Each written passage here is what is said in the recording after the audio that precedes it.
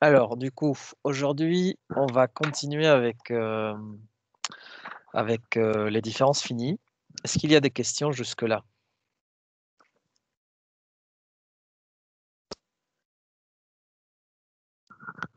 Non. Non? Ok.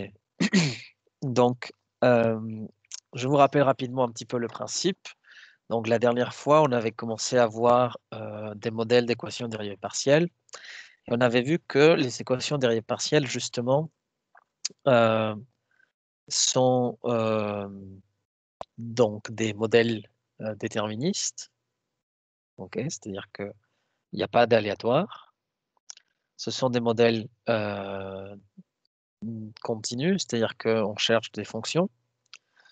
Et ce sont des modèles dont l'inconnu est une fonction à plusieurs variables.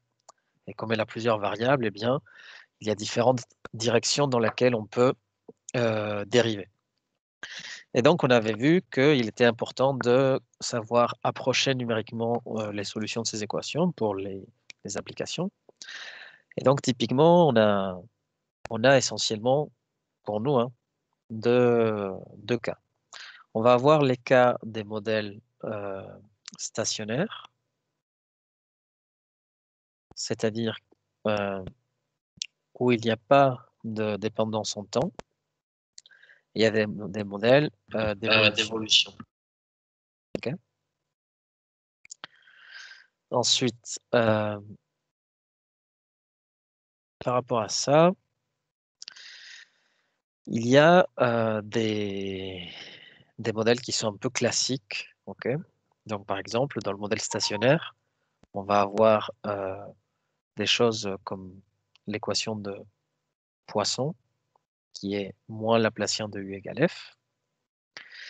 Et dans les équations d'évolution, la dernière fois, on avait vu l'équation de transport qui s'écrit comme dérivée de U par rapport à T, plus le vecteur vitesse C scalaire, le gradient de U, égale 0. Alors, ces équations-là, du coup, en dimension 1, par exemple, c'est tout simplement moins U' de x égale f de x. Ici, F va représenter la force, par exemple, exercée sur une membrane élastique, et U va représenter la déformation de la membrane. Okay. Donc, par exemple, si vous avez ici une membrane élastique et que vous exercez une force ici, okay, eh bien, cette force va va déformer la membrane de telle sorte que vous allez avoir ensuite votre membrane qui va être plutôt un truc comme ça. Okay. Et donc ce U de x, va être la solution que vous recherchez. Donc ça, c'est si je suis en dimension 1. Évidemment, si je suis en dimension 2, je vais avoir, par exemple, ici une membrane élastique comme ça. Et donc la déformation va être un truc un peu comme ça. Voilà. Alors, cette équation-là, l'équation de Poisson, on a dit qu'elle était importante parce que, en fait, on la retrouve un peu partout. On avait dit, par exemple, en dynamique des fluides, la pression est solution d'une équation de Poisson. En électromagnétisme, le champ électrique va être solution d'une équation de Poisson aussi, etc., etc. En mécanique quantique, on la retrouve aussi. Bon, bref, il y a beaucoup d'endroits. Donc, en dimension 1, vous voyez, ça s'écrit comme ça. En dimension 2, le Laplacien, c'est-à-dire ce petit delta majuscule que vous voyez là, en fait, il est défini comme la trace de la matrice hessienne ou également comme la divergence du gradient. Okay. Et donc, en fait, en dimension 2, par exemple, c'est tout simplement la somme des dérivées partielles secondes. Et en fait, cet opérateur-là va vous donner des informations sur la moyenne. En fait, vous allez voir où est-ce que ça intervient tout à l'heure.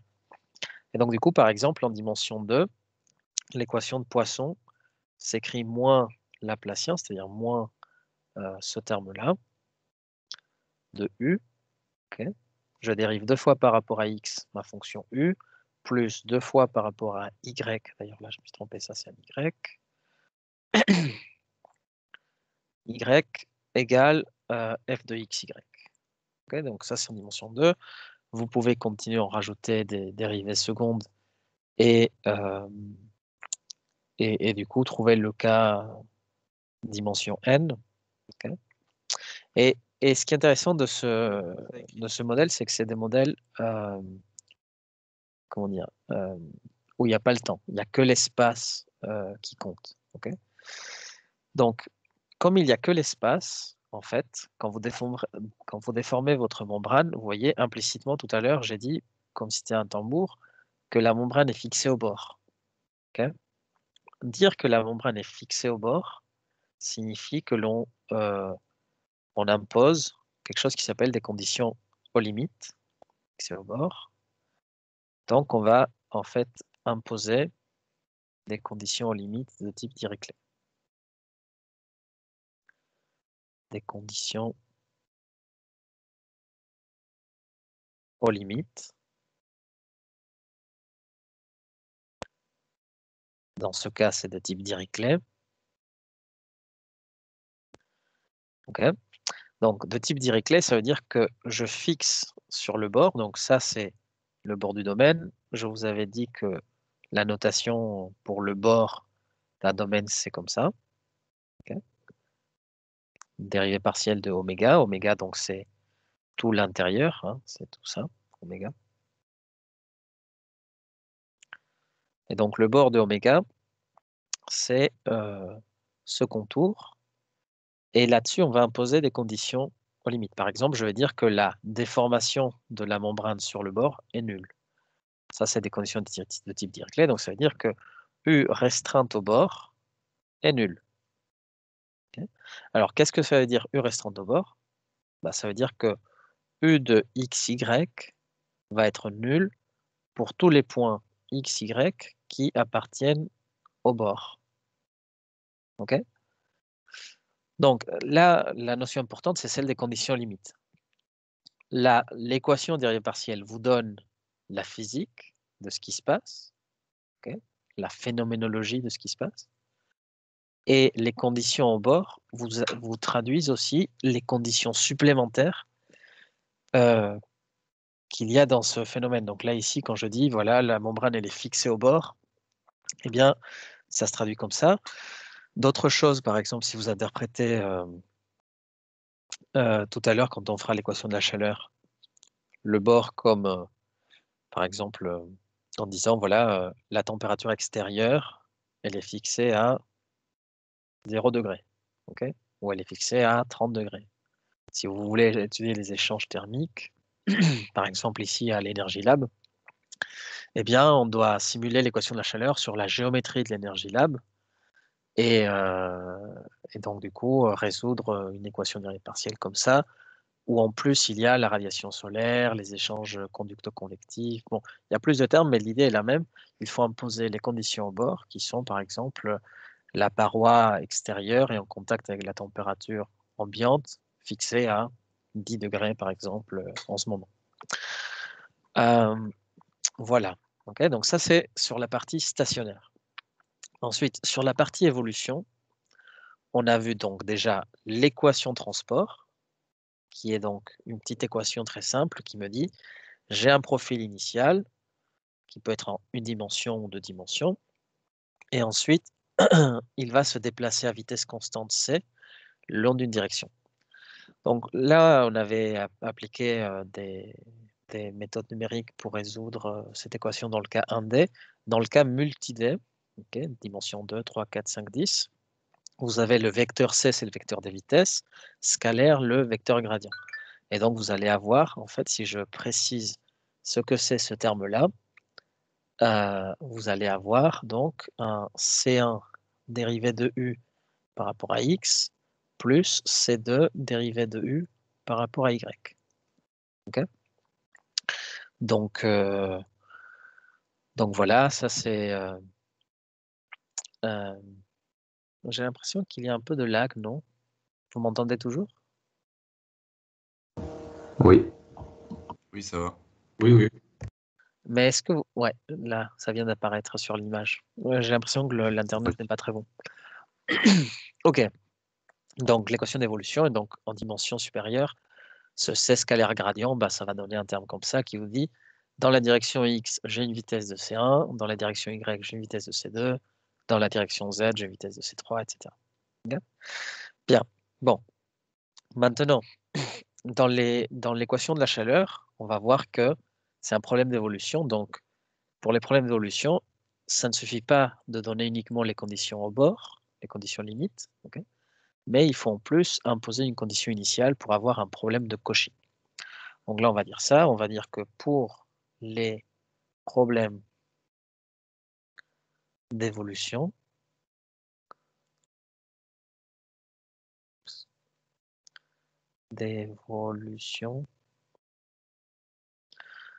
on a besoin de trois choses. Donc la première, l'équation dérivée partielle, le dp. Deuxièmement, les conditions limites. Conditions limites ou les conditions au bord, c'est la même chose. Et troisièmement, la condition initiale.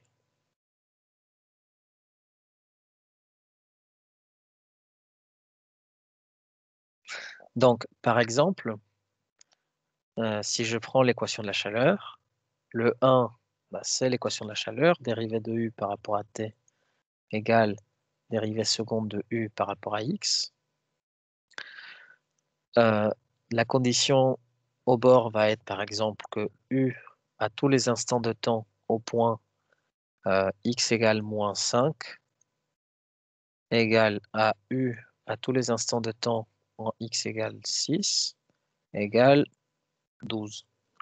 Là, par exemple, j'ai imposé la même température à gauche et à droite, en X égale moins 5, en X égale 6. Okay. Et troisièmement, la condition initiale qui va dire U à l'instant t égale 0 pour toutes les valeurs de X égale une certaine fonction, par exemple, je ne sais pas, moins sinus de X. Okay. Donc, ces trois lignes vont se traduire ensuite en termes numériques, okay, quand on veut résoudre ce problème-là. D'ailleurs, au passage, la donnée de ces trois trucs comme ça, c'est un problème de Cauchy. Bon, en fait, un problème de Cauchy, c'est juste le 1 et le 3, mais bon, peu importe. C'est juste un problème à condition initiale. Okay. Mais là, on a un problème qui est complet, c'est problème de Cauchy plus condition au bord. Et donc, l'idée, c'est de discrétiser ça pour approcher la solution sur un domaine. Okay. Donc, la méthode des différences finies, que l'on vous apprend là, qui est la plus simple, okay. C'est vraiment la plus simple, presque la plus naïve, mais qui peut être utilisée même dans l'industrie. Bien que je pense que celle qui est le plus utilisée dans l'industrie, c'est la méthode des éléments finis, mais qui est plus compliquée de vous apprendre, en détail en tout cas. Donc la méthode différence finie, ce qui est bien, c'est qu'elle va s'appliquer à des domaines rectangulaires. Enfin, ce qui est bien, c'est à la fois ce qui est bien et ce qui la limite un peu, c'est que ça s'applique à des domaines rectangulaires. Alors quand je dis rectangulaire, en fait, c'est quitte à changer de coordonnées. Okay. Par exemple, si vous êtes sur un domaine circulaire, bah, en vrai, c'est comme si vous étiez sur un rectangle. Pourquoi? Parce que sur un domaine circulaire comme celui-là, j'ai des coordonnées polaires, vous voyez. Donc en fait, chaque point de mon cercle est repéré par un rθ, et ce rθ, eh bien, ils sont dans un certain intervalle, par exemple R, okay. Le rayon est sur R+, c'est-à-dire entre 0 et plus l'infini.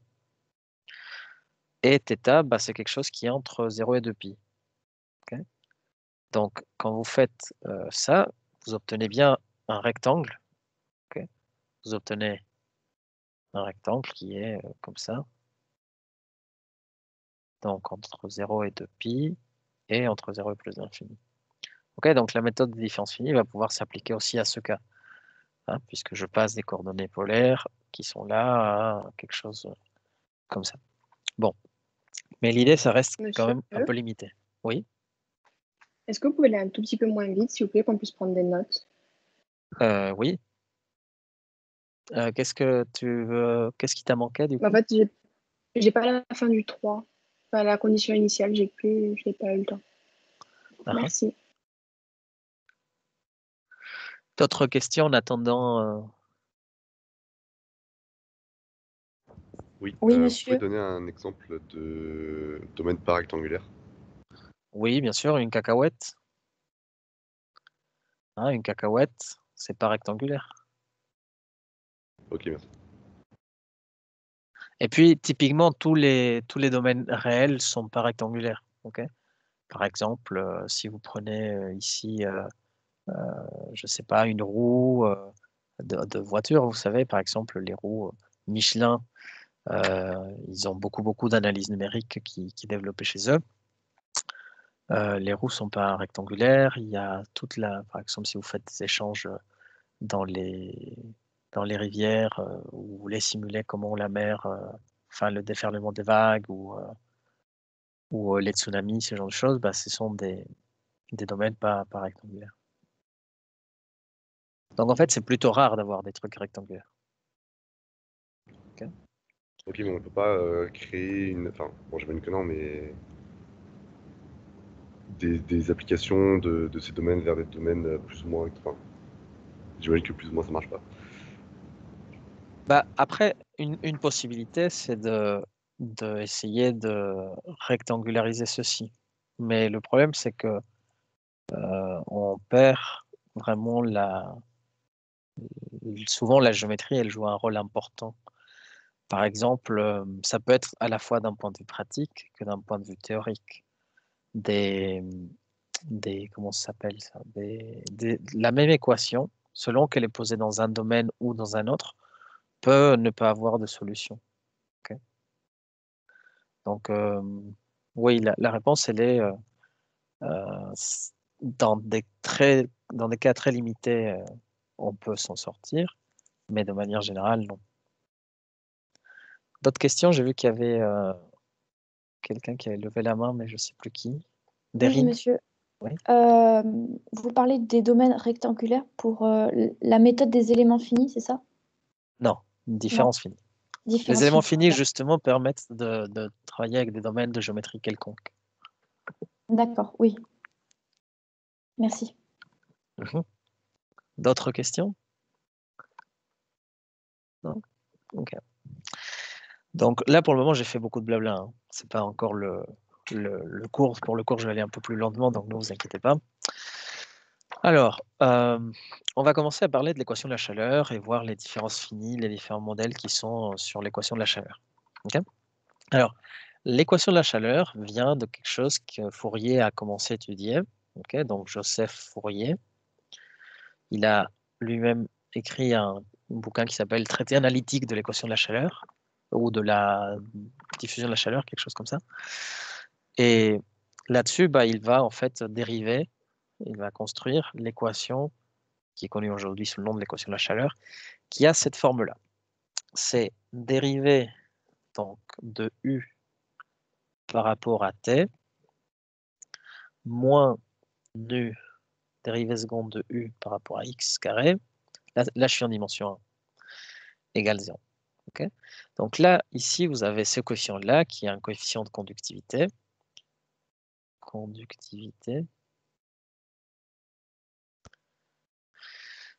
Qui vous dit un matériau, il conduit plus ou moins bien la chaleur. Donc, par exemple, le cuivre conduit très bien la chaleur, à différence de, je ne sais pas, une roche ou un morceau de bois.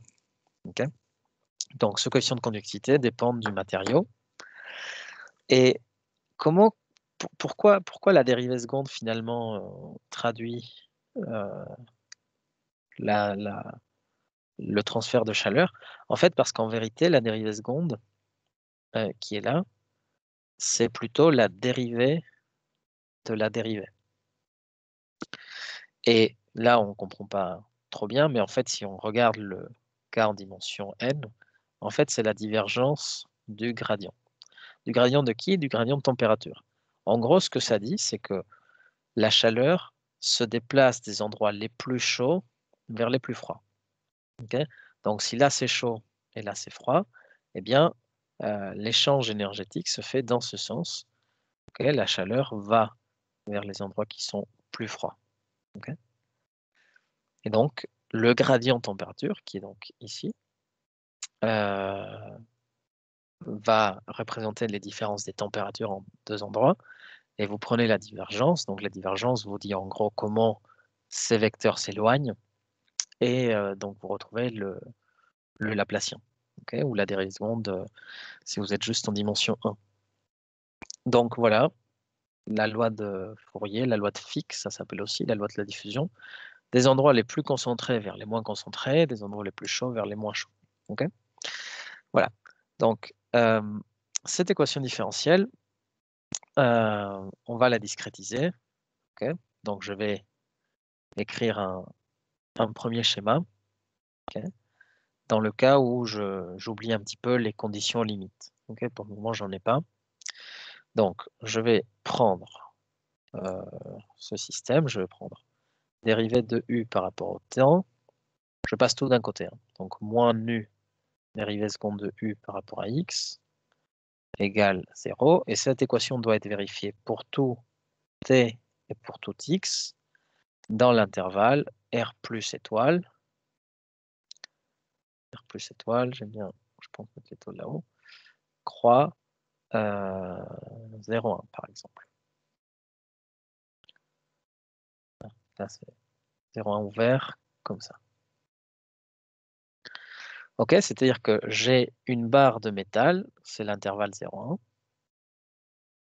Ok, ça c'est en x. L'x est compris entre 0 et 1.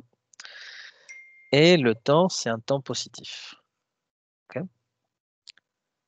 Le temps, c'est un temps positif, quel qu'il soit, ça peut être 1, 2, 3, etc.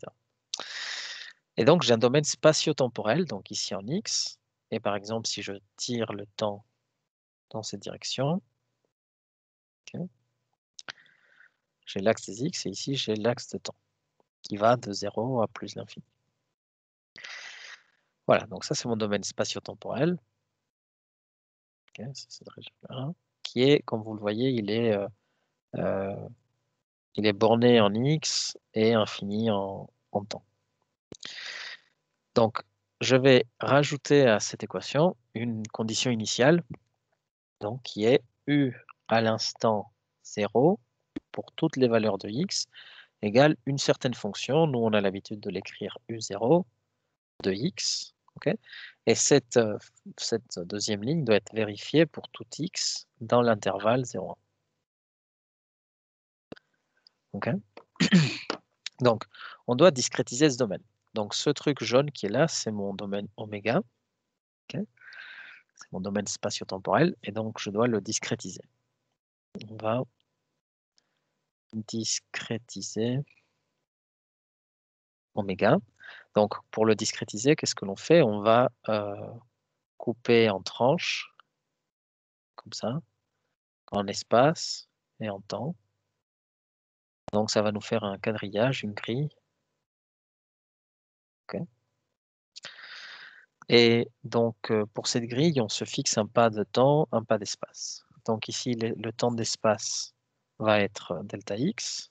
Donc, delta x, c'est 1 sur n plus 1. Donc, si j'ai n points à l'intérieur, okay, donc ici, n, c'est un entier positif.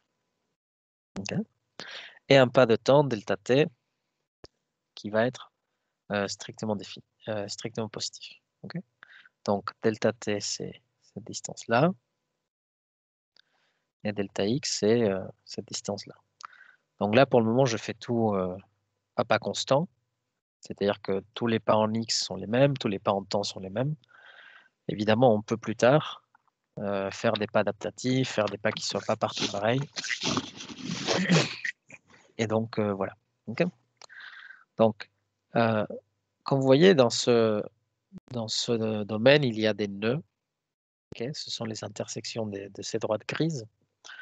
Et en ces nœuds, je vais les noter de la manière suivante. Donc, j'appelle xj, tn. Okay. Ça va être j fois delta x et n fois delta t. Donc le premier x1 et t1, c'est une fois delta x, une fois delta t. x2, ça va être 2 fois delta x, etc. Okay.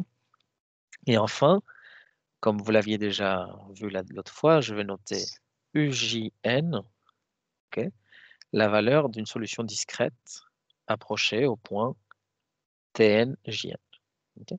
Donc c'est la valeur approchée de U au point XJTN. Okay. Voilà, donc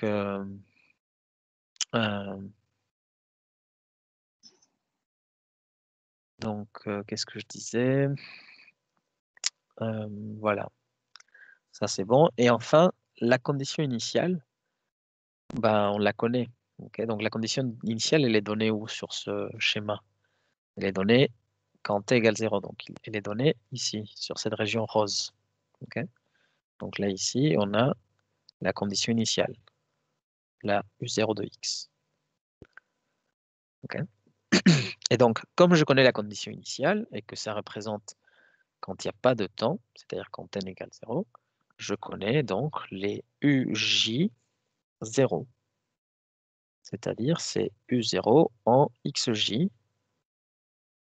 Okay, et ça, je les connais pour tous les points J à l'intérieur de l'intervalle entier 1, n plus 1. Okay. Donc, pour vous faire un petit schéma simple, si vous prenez une condition initiale qui est ici, vous dites par exemple, bah, c'est très chaud au milieu parce que j'ai mis une bougie, et ensuite c'est très froid, enfin c'est à 0 degré parce que comme ça. Okay. Ça, c'est ma condition initiale. Ça, c'est U0 de x. C'est chaud au milieu, c'est froid à l'extérieur. Et ensuite, je me demande qu'est-ce qui va se passer après, un petit peu plus tard. La chaleur se déplace des endroits les plus chauds vers les plus froids. Donc, là où c'était chaud, bah, ça va refroidir un petit peu. Mais là où c'était froid, eh bien, ça va commencer à chauffer un petit peu. Et encore un petit peu plus tard, bah, c'est encore plus chaud à certains endroits et moins chaud à d'autres.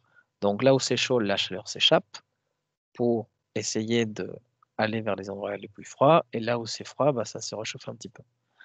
Okay, donc l'évolution au cours du temps, vous voyez, elle est donnée par quelque chose comme ça. Et bon, l'équation de la chaleur, elle a plein de propriétés. Elle a une propriété de propagation de l'information à vitesse infinie. Elle a une propagation de régularisation. Donc là, vous voyez, par exemple, je suis parti d'une condition initiale qui était discontinue. Elle avait des pentes infinies au bord. Mais tout de suite après, je me retrouve avec quelque chose de lisse, c'est infini, okay, infiniment dérivable. Donc ça, c'est une propriété qui s'appelle la propriété de régularisation du Laplacien. Bon, voilà. Donc là, vous voyez, j'ai ma condition initiale, l'évolution du truc, et mon but, c'est d'approcher numériquement ce comportement à partir de ma discrétisation spatio-temporelle. Okay. Bien. Alors, maintenant, comme je vous ai dit, les conditions limites traduisent les propriétés physiques. Là, ici, par exemple, si je prends des conditions de Dirichlet, Dirichlet, c'est un mathématicien,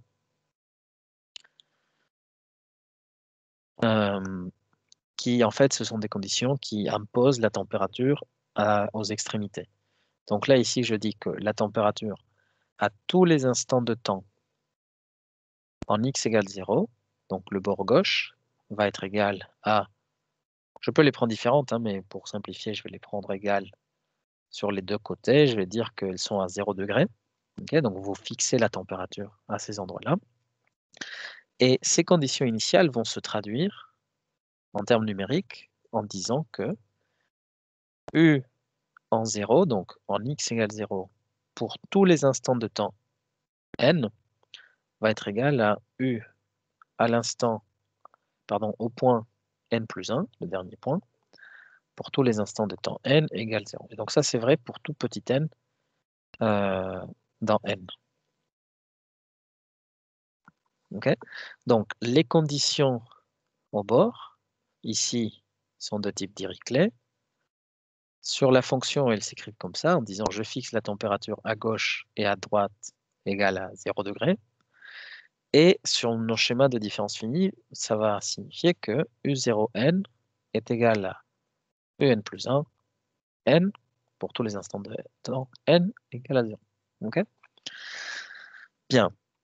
Par conséquent, à chaque instant de temps, nous avons à calculer les valeurs, et ça c'est l'objectif, hein, but, trouver tous les UJN, pardon. UJN. Okay. Parce que si je connais tous les UJN, je connais les approximations de ma solution à certains points du domaine. Okay. Donc, maintenant, on a discrétisé donc, la condition initiale, c'est celle-ci. Okay. J'ai la discrétisation de la condition initiale, j'ai les discrétisations des conditions au bord, il me manque discrétiser l'équation dérivée partielle elle-même. Donc, elle s'écrivait comme ça, du sur dt moins nu d2u sur dx carré égale 0. Le premier terme, on l'avait déjà discrétisé la fois précédente dans l'équation transport. Et on avait dit qu'on pouvait, par exemple, prendre une différence finie en amont qui était uj à l'instant n plus 1 moins uj à l'instant n divisé par delta t moins, cette fois-ci, comment je vais discrétiser la dérivée seconde? Bah, je vous ai dit, la dérivée seconde, c'est la dérivée de la dérivée. Donc, en fait, on va appliquer 2 fois notre discrétisation, par exemple en amont, pour trouver une discrétisation de la dérivée seconde.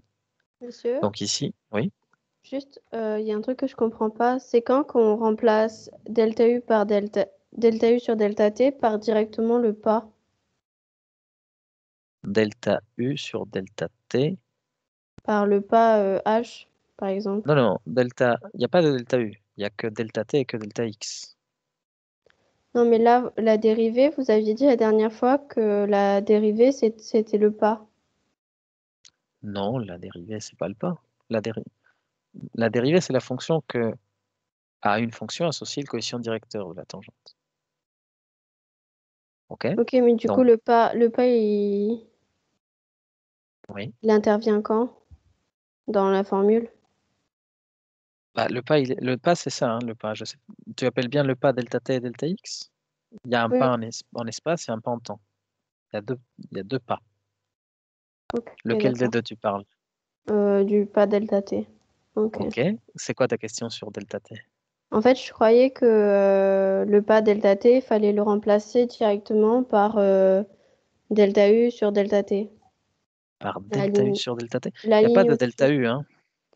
U dérivée en fonction de T. La dérivée partielle, tu parles? Oui. Ah, ça, c'est pas un delta, hein. Ça, c'est un d rond. Ok, Ok. d'accord. Donc, c'est la dérivée partielle de U par rapport à T. Ok, donc tu parles de ce truc. Oui. Ok, et sur ce truc, c'est quoi ta question? Il faut à tout prix passer par les formules et tout ça. On peut pas remplacer directement par le pas. Euh, alors, je suis pas sûr de comprendre, mais le terme vert qui est là, okay, la dérivée de U par rapport au temps, quand on la discrétise par différence finie, c'est tout ça, tout ce truc vert. Ce truc vert égale à ce truc vert. Ok, mais c'est bon. Du coup, vous avez répondu à ma question. Merci. Ah, ça marche.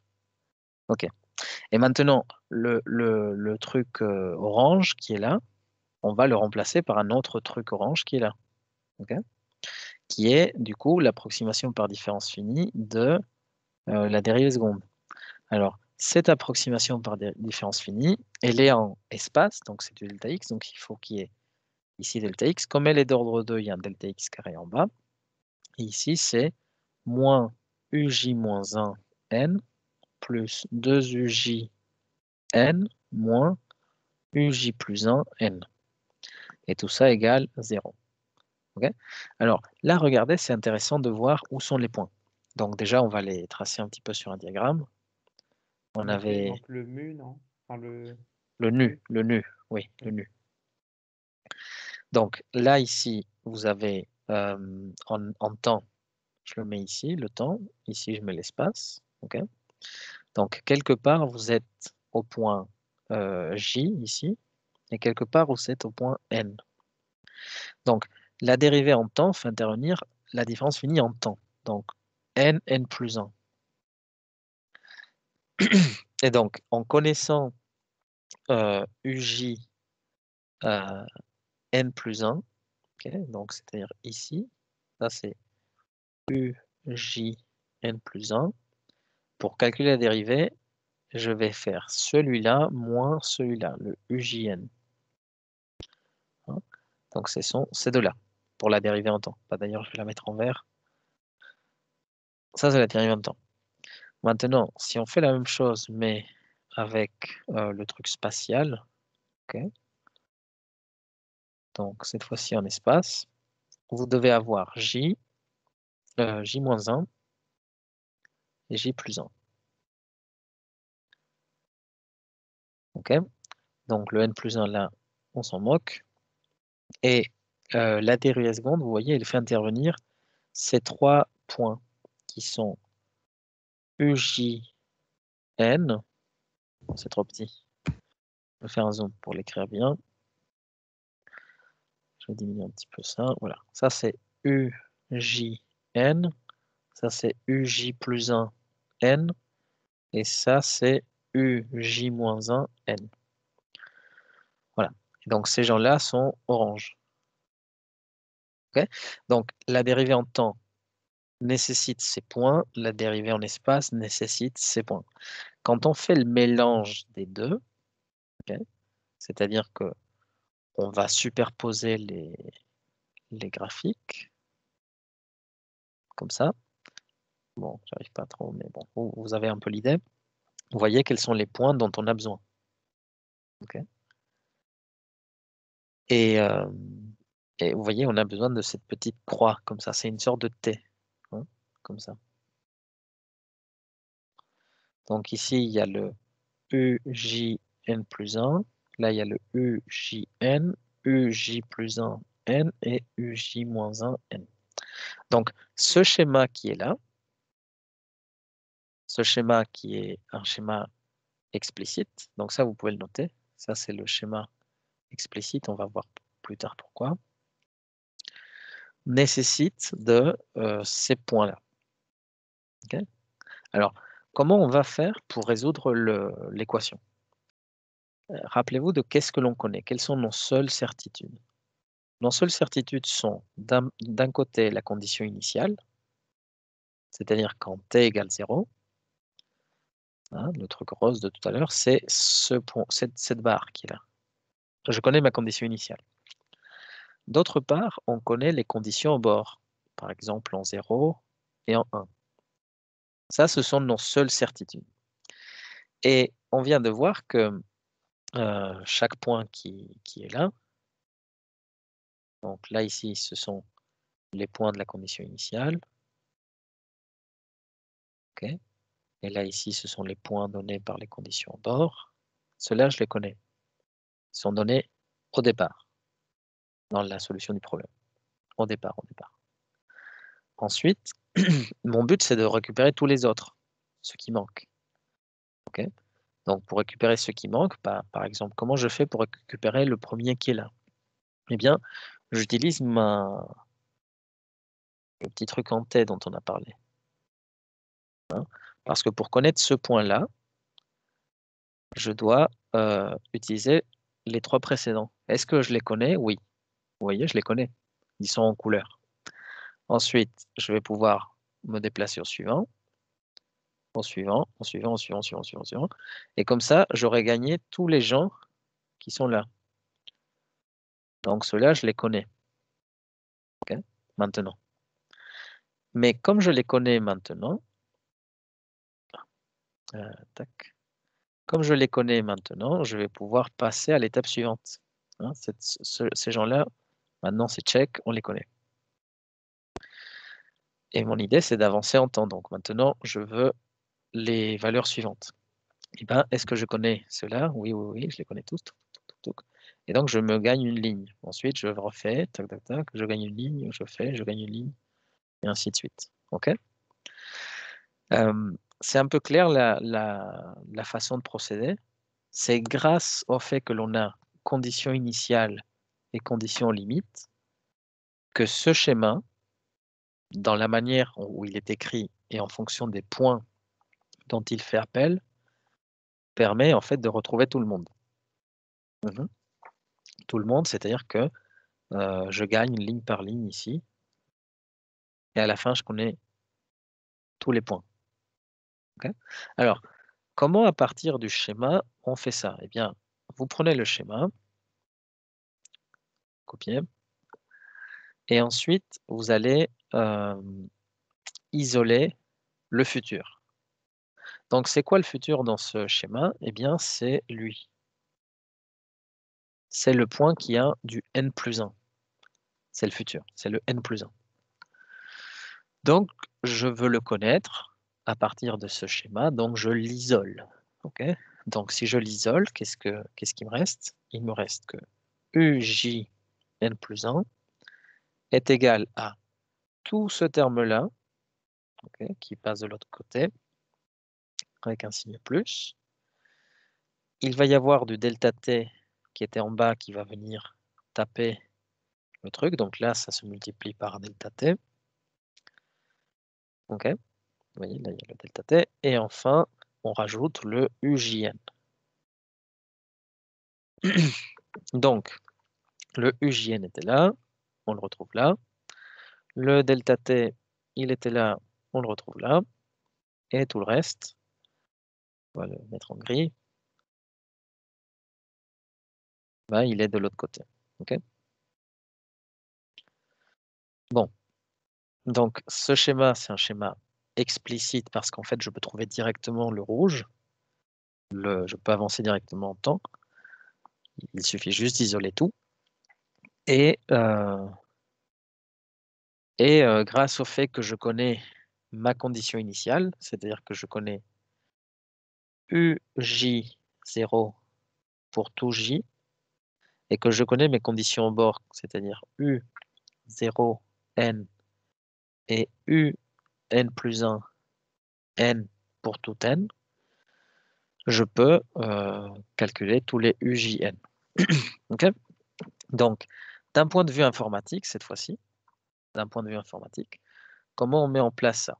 Bon, bah en fait, tel quel. Algorithme. L'algorithme va consister à... Vous allez construire une matrice, ok, de taille n plus 1, enfin, U matrice, voilà, matrice. Je vais la dessiner ici. Donc, elle va avoir les dimensions en fonction du nombre de points que vous voulez et en fonction du coup de la taille du pas. Okay, donc là, ça dépend de vous.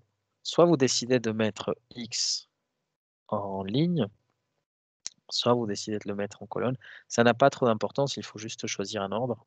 Okay, on va voir lequel est un peu le plus adapté, mais ça n'a aucune importance. C'est juste l'ordre de la boucle qui change. Et là, en fait, donc, première étape, c'est on va remplir la matrice U avec la condition initiale. Okay, donc, ça va nous remplir, en fonction de comment on a choisi l'orientation, soit cette première ligne, soit cette première colonne.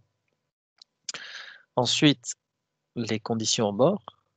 Dans la matrice U, on met les conditions en bord. Donc ça va nous remplir soit ça et ça, soit ça et ça, en fonction de ce que l'on a choisi. Et enfin, on fait la double boucle pour remplir le reste. Donc, on va dire pour... N'oubliez pas qu'on avance en temps. Donc, pour petit n, de 1 à grand N, grand N, si j'ai n points en temps, qu'est-ce que je vais faire? Eh bien, je vais remplir la colonne ou la ligne, selon comment j'ai choisi l'orientation, de ma matrice U. Okay. Donc, ici, remplir,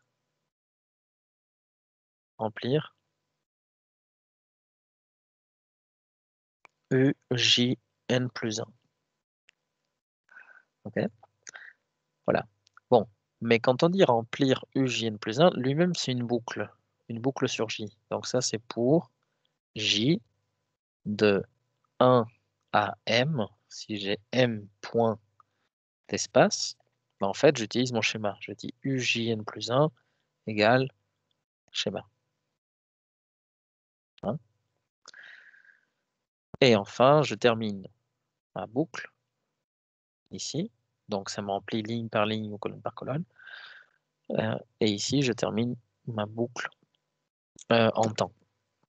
Okay, donc, il y a une boucle en temps. À l'intérieur, il y a une boucle en espace. Et en fonction de comment vous avez choisi de mettre la matrice, bah, ça vous donnera un truc. Donc, par exemple, mettons que je choisis de mettre la condition initiale ici. Okay. Ça, c'est ma condition initiale. Que je décide donc de mettre les conditions limites là. Okay. Donc ça, c'est condition bord. Ça, c'est condition initiale. Après, vous faites le coup du petit t. Okay.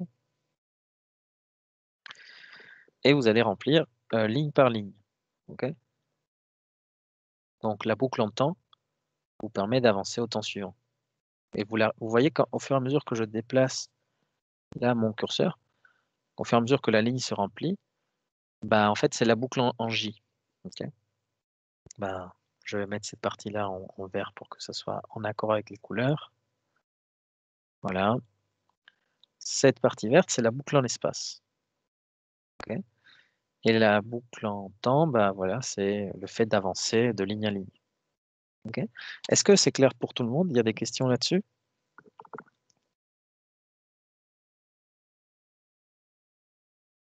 Non? Ça peut aller, oui. Non, c'est Ok. clair. Ok, très bien. Alors, donc ça, c'est bon. Après, ça, c'est un schéma explicite. Okay. Et en fait, nous, ici, un peu l'idée que je voudrais que vous reteniez, c'est que, bon, on va les redire. Okay. Alors, je vais voir si je peux le faire là. Pas ça ce que je voulais. Ah oui, c'est ça que je voulais. Donc, premier point. Ah oui, je ne peux pas utiliser le son puisque ça partage le son. Ok, c'est pas grave. Vous voyez donc le cours que vous avez ici, c'est un premier cours d'analyse numérique. Vous êtes dans une école généraliste, donc on n'attend pas que vous soyez expert en simulation à la fin de votre cursus. Ce n'est pas l'objectif. L'objectif est plutôt que vous ayez vu les possibilités, mais surtout les limitations dans ce cours. Okay. Donc, on se voit déjà depuis le semestre dernier.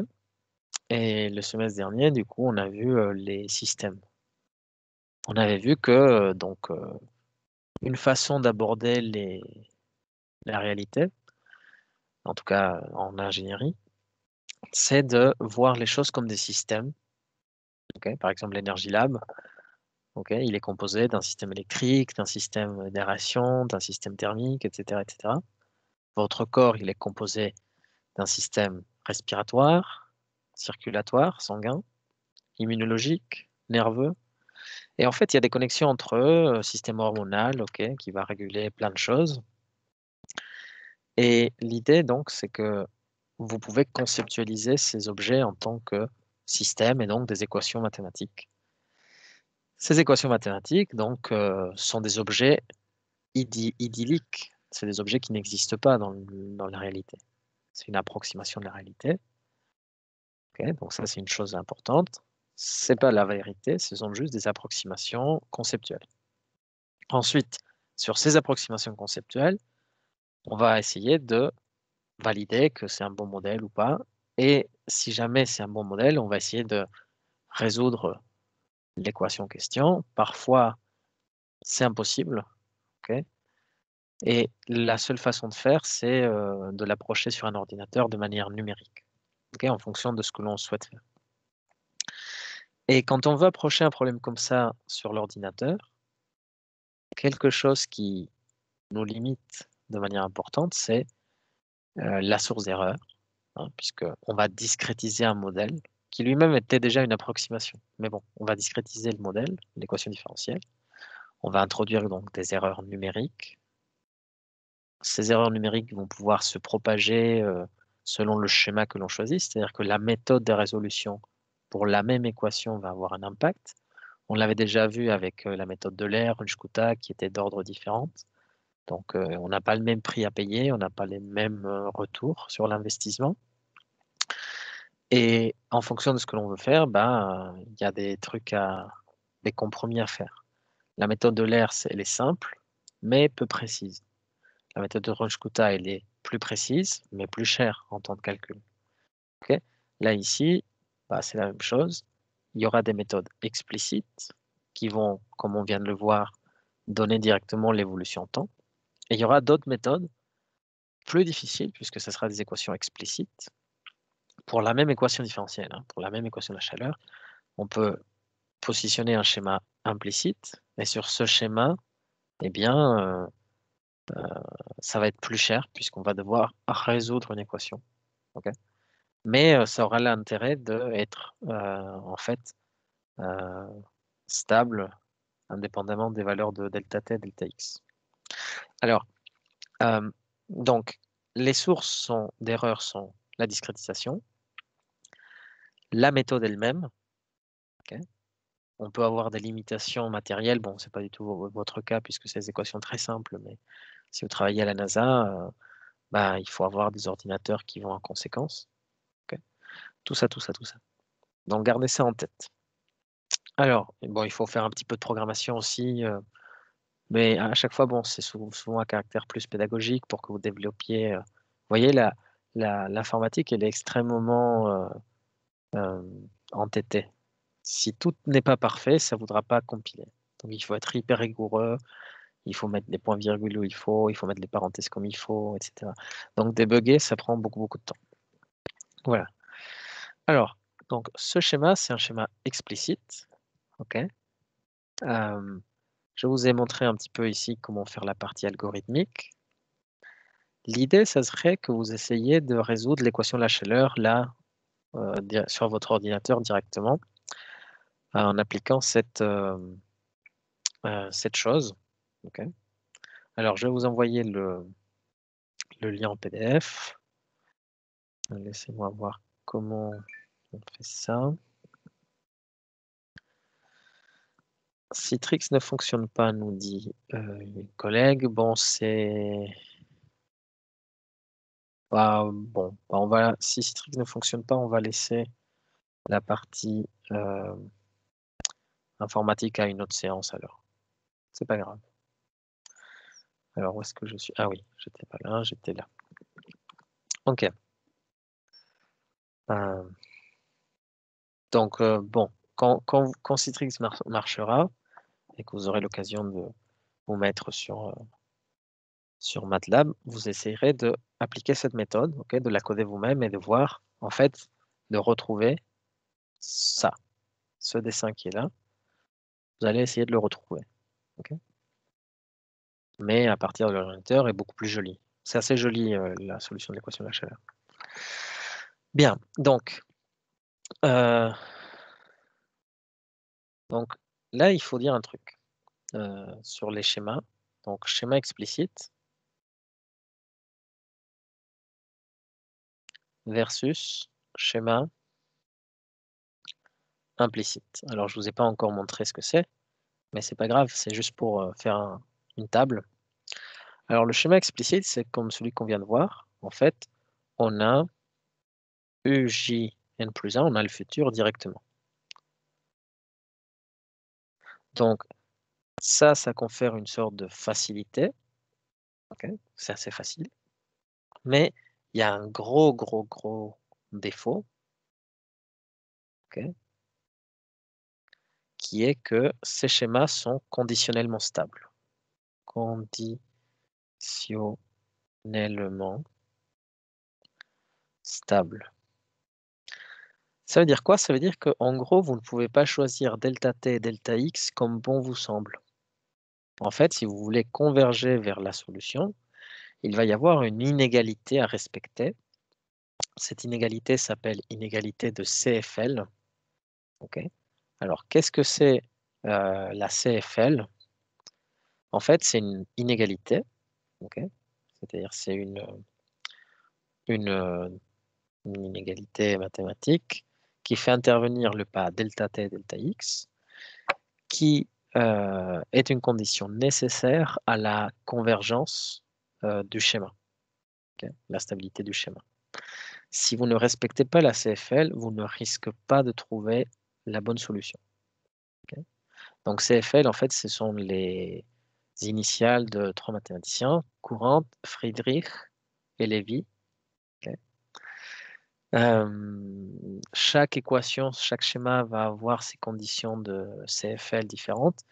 Celle que vous devez plus ou moins retenir pour l'équation de la chaleur dans le cas implicite, c'est delta t sur delta x carré, plus petit que 1,5. Okay. Si vous ne respectez pas cette inégalité de CFL, vous ne trouverez pas la bonne solution à l'équation. Okay.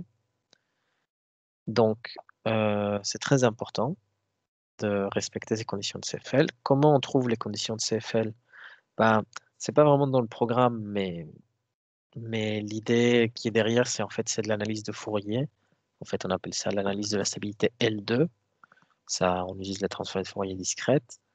Bon, ça permet de trouver ces inégalités. Et donc, c'est une grosse limitante. Parce qu'en fait, vous voyez, qu'est-ce que ça me dit? Ça me dit que le pas en temps, si je passe de l'autre côté, doit être plus petit que la moitié du pas en espace au carré. Mettons que vous prenez delta x égale 0,1. 0,1 au carré, okay, ça vous fait 1/100, 0,01. Et la moitié de ça, bah, ça vous fait 0,05. Donc, pour un pas en delta x de 1 dixième, le pas en temps doit être extrêmement petit. Vous voyez? Et si vous le prenez plus grand que ça ne marchera pas. Donc, ça, c'est avec un x égale 0,1 qui n'est pas si petit que ça. Okay. Si je voulais prendre un pas 0,01 en x, mon delta t doit être extrêmement petit pour que la solution converge. Donc, c'est une grosse limitante des schémas explicites, c'est qu'ils vont être conditionnellement stables. Le schéma implicite, au contraire, il est un peu plus difficile, plus complexe, parce qu'en fait, à un moment, il faut résoudre une équation de la forme f de x égale 0. Hein? Mais ça, on sait le faire, puisqu'on avait vu les méthodes de dichotomie, de Newton. Okay. Donc, en fait, à chaque itération, il y a une équation comme ça à résoudre. Donc, c'est plus cher, on a plus de calculs. Mais quel est l'avantage? C'est que c'est inconditionnellement stable. Il n'y a plus de conditions de CFL. Okay. Donc, ça, c'est le gros avantage. Okay. Et puis, on les verra. Donc, je vais vous l'écrire ici juste pour que vous voyez un petit peu à quoi ça ressemble un schéma implicite. Et on essaiera de le résoudre aussi sur ordinateur pour que vous voyez un petit peu ce que ça donne. Okay.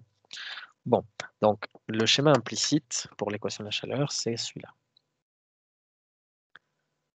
On va les comparer pour que vous voyez la différence. La première partie, elle est pareille.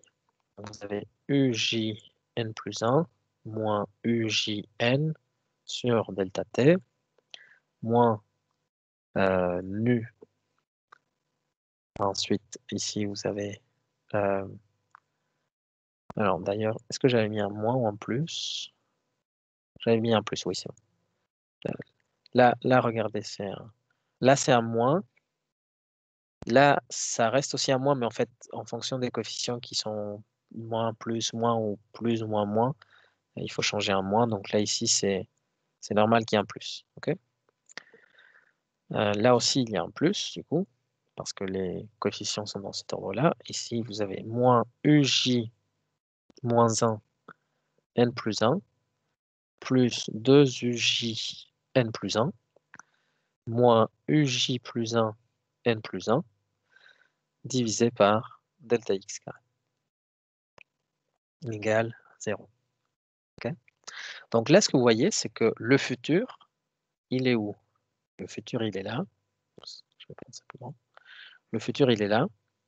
Mais il est là aussi parce qu'il y a du n plus 1. Il est là aussi et il est là aussi. Vous voyez, là, le futur, il est dans tous les points.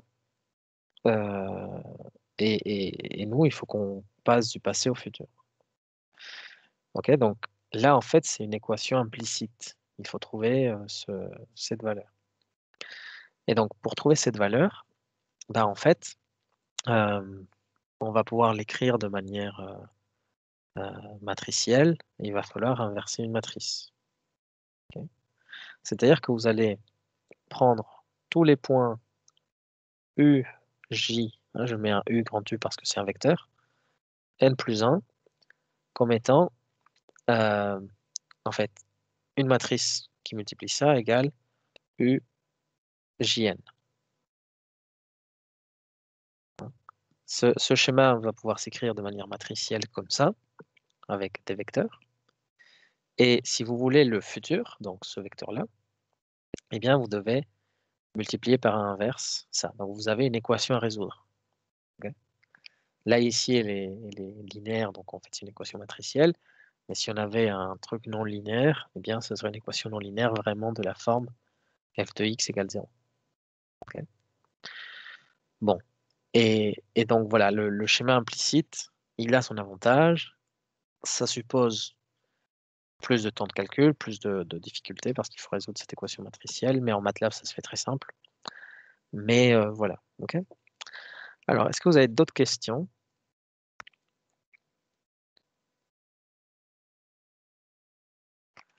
Non, pas d'autres questions? Non. Ok, très bien. Bah écoutez, bon, il reste un petit quart d'heure, donc je vais vous laisser faire une petite pause avant vos prochains cours. Et puis, je vais vous transférer ce document. Je posterai la vidéo sur YouTube et je la mettrai sur Moodle. Et puis voilà. Ok? Monsieur, juste une question. Oui. Je pensais du coup qu'on allait l'aborder. C'est juste comment on sait comment on peut être sûr que la matrice A est inversible du coup pour pouvoir isoler JN plus 1. C'est une très bonne question. C'est une excellente question. Et en fait, parce que cette matrice-là, alors si je l'écris, hein, cette matrice-là, va avoir une forme particulière. Ça va être une matrice tridiagonale. En fait, A va être la matrice moins 1 plus 2C. Alors C, ça va être par définition delta T sur delta X carré fois le nu, le quotient de diffusion. Ça va être 1 moins 1, non pardon, il n'y a pas de moins, c'est juste 1 plus 2C moins C, 0, 0, 0. Ensuite, là, ici, c'est les triagonales, donc il y a 1 plus 2C, moins C, 3 petits points, 3 petits points, 3 petits points, et ça finit par moins C, 1 plus 2C, moins C ici en haut. Okay, donc c'est une matrice tridiagonale, hein, c'est-à-dire qu'il y a la diagonale et une ligne au-dessus, une ligne en dessous. Okay. Et en fait, il y a un théorème qui dit que cette matrice-là, elle est inversible parce que c'est une matrice à diagonale dominante. Bon. Okay. Mais en tout cas, oui. cette matrice-là, elle va être inversible et elle va pouvoir s'inverser. Alors, sachez un truc aussi, ça c'est un truc très particulier avec les méthodes numériques, c'est que si vous voulez résoudre l'équation AX égale B, matricielle, hein, eh ben, jamais on fait A moins 1B. C'est-à-dire que pour résoudre ça sur un ordinateur, jamais on calcule la matrice inverse de A et on multiplie ensuite par B. Pourquoi? Parce qu'en fait, le calcul de la matrice inverse, c'est un calcul qui a une complexité importante. Ok. Vous savez sans doute que même quand vous le faisiez à la main, calculer la matrice inverse est extrêmement pénible. Donc même pour un ordinateur, ça reste bien sûr faisable tout le temps, ou la matrice inversible, mais ça va avoir une complexité importante. Donc il y a des méthodes plus efficaces pour résoudre ça. Une méthode particulièrement efficace, c'est une méthode de type gradient. En fait, bon, ça sort un peu du cadre, mais résoudre ce système-là, c'est la même chose que résoudre un problème d'optimisation. Ça consiste à minimiser une certaine fonction parmi tous les vecteurs x possibles. Et en fait, cette matrice, cette fonction j, c'est 1/2 de ax moins bx. Ok. Donc, souvent, c'est comme ça qu'on fait pour résoudre ces systèmes linéaires, surtout quand ils sont de taille très conséquente, comme c'est le cas dans la méthode des éléments finis, où on a facilement des matrices qui font 2 millions fois 3 millions. Okay. Donc, c'est une matrice extrêmement grande. On ne peut pas inverser la matrice. D'autre part, l'inversion de matrice, elle pose des problèmes numériques, parce qu'en fait, si vous vous souvenez, dans l'inversion de la matrice inverse, en gros, c'est 1 sur le déterminant de A fois la transposée de la comatrice. Mais le terme important ici, c'est qu'il y a 1 sur déterminant de A. Donc, si la matrice est dite mal conditionnée, c'est-à-dire quand son déterminant est proche de 0, il n'est pas 0. Donc, elle reste inversible, mais elle est presque pas inversible. Okay. Donc, ce 1 sur déterminant de A va être énorme. Ça peut être 10 puissance 17, 10 puissance quelque chose. Et donc, va poser des problèmes de calcul. Okay. Donc, voilà. Il y a beaucoup de choses. Ça, c'est un truc important à comprendre, je pense, c'est que beaucoup de choses que vous pouvez calculer en maths, disons sur feuille de papier de manière simple, sur ordinateur, c'est parfois pas la meilleure façon de faire. Un autre exemple concerne la multiplication des polynômes. Quand vous multipliez, vous, des polynômes, bah, vous faites, entre guillemets, bêtement, A fois le premier, deuxième fois le deuxième, etc., etc. Vous faites tout et vous simplifiez. Il y a un algorithme de multiplication optimale qui s'appelle l'algorithme de Horner. Bon, voilà, les choses changent un petit peu quand on passe du côté algorithmique. Okay. Voilà, d'autres questions avant qu'on se quitte?